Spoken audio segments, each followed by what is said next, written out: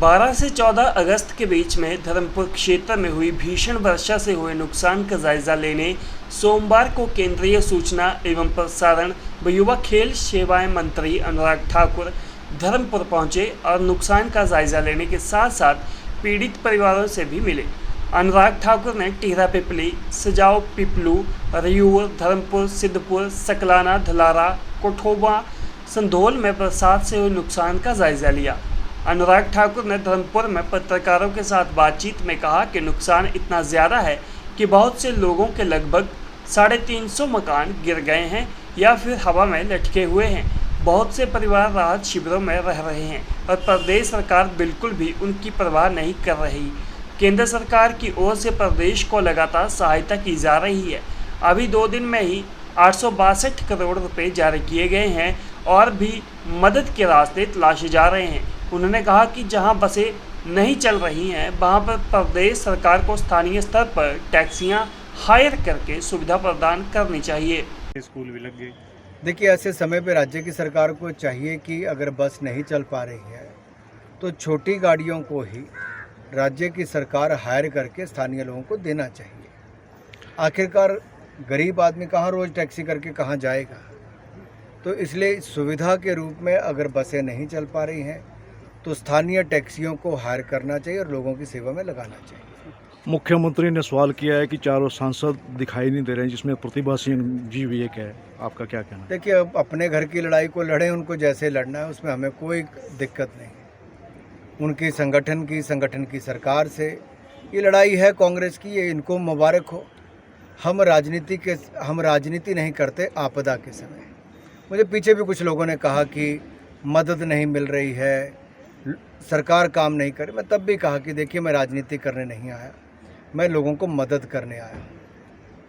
और मैं आज फिर कहूँगा कि हम यहाँ पर मदद करने ही आए हैं और आगे भी मदद ही करेंगे। कोविड के टाइम पे जब ये सब अपने घरों में सोए थे, तब मैं ऐसा व्यक्ति था जिसने अपने ही संसदीय क्षेत्र नहीं, पूरे हिमाचल प्रदेश को सुविधाएं उस समय भी दी और आज भी सुविधाएं दे रहे हैं। हमें किसी के सर्टिफिकेट की आवश्यकता नहीं है। अभी आज बात करते हैं टेलीफोन विभाग से भी, और दूसरा जो बिजली विभाग है उसको भी हमने कहा है कि जैसे पपलोग और साथ लगते पंचायतें और गांव हैं, वहाँ पे 12-12 दिन से बिजली नहीं। कैसे हो सकता है? सरकार कहाँ है अगर 12-12 दिन से बिजली ना हो? अधिकारियों को कहा कि इसमें थोड़ी तेज़ी लाएं, जल्दी से बिजली उपलब्ध कराएं। कोई फ़ोन रिचार्ज नहीं हो पा रहे, बच्चे पढ़ नहीं पा रहे, सुविधाएं जो चाहिए वो नहीं हो पा रही, तो चिंता का विषय बन गया है।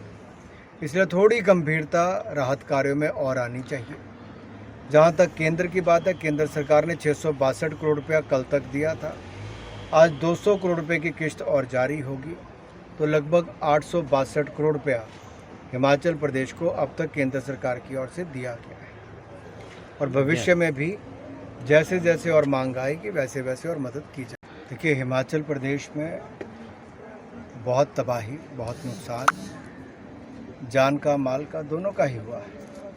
और धर्मपुर विधानसभा क्षेत्र में जिला मंडी में आज मैं खड़ा हूँ, जगह जगह जिस तरह से मिट्टी का चले जाना, ल्हासे गिरना, भूस्खलन होना, ऐसे दिखता है कि कैसे घर, अब कई घर तो केवल हवा में ही खड़े, वो सुरक्षित भी नहीं है। इसी विधानसभा क्षेत्र में धर्मपुर में कम से कम 300-350 घर ऐसे हैं जो असुरक्षित हैं, और बहुत सारे परिवार ऐसे हैं जो अपने घर छोड़ के अब बाहर जाके शरणार्थी के रूप में रह रहे हैं। तो चिंता का विषय, कई गांव तो बिल्कुल ही बैठने को आ गए हैं। तो अगर सरकार तेज़ी के साथ कदम नहीं उठाती है तो जानमाल का नुकसान भी होगा और साथ ही साथ लोगों को भविष्य में भी अपनी जान बचानी मुश्किल हो जाएगी। एक चिंता का विषय है कि राहत के नाम पे बहुत कम पैसा मिल रहा है। 2-2 हज़ार, कई जगह 4-4 हज़ार, इतने से काम चलता नहीं है। मेरा अनुरोध राज्य की सरकार से रहेगा कि इस राशि को बढ़ाया जाए। पहले भी फौरी राहत, इंटरिम रिलीफ के रूप में 25-25 हज़ार रुपये देते थे, उतना तो कम से कम देना ही चाहिए। और हमने वो आग्रह भी किया सभी अधिकारियों से। और जहाँ पे ज़मीनें रह गई हैं वहाँ पे नई ज़मीन को